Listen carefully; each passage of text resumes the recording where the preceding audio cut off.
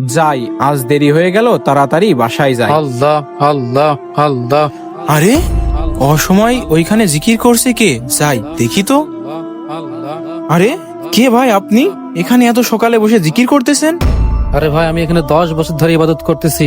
আল্লাহ তাআলা যেদিন আমার ইবাদত কবুল করবে সেদিন এই মরা গাছে ফুল ফুটবে। আল্লাহ আল্লাহ। জীবনে আমিও তো গুনাহ কম করলাম না, আমারও তো তওবা করা উচিত।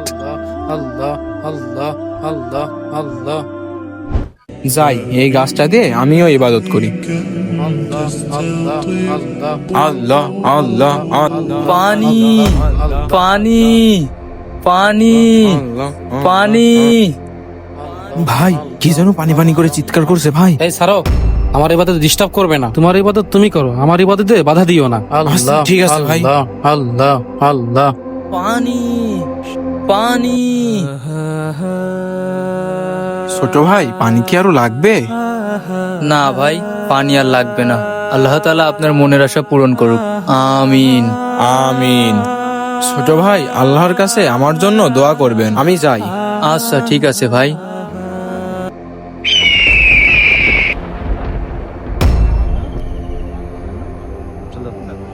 আল্লাহ আল্লাহ আল্লাহ আল্লাহ আল্লাহ আল্লাহ। ভাই ভাই ভাই, দেখেন আমার মরা গেছে ফুল ফুটেছে ভাই, দেখেন। আরে তোমার মরা গাছে ফুল ফুটে গেছে? আমি 10 বছর ধরে ইবাদত করতেছি, আমার কাছে ফুল ফুটলো না, আর তুমি আজকে এসে আজকেই ফুল ফুটে গেছে?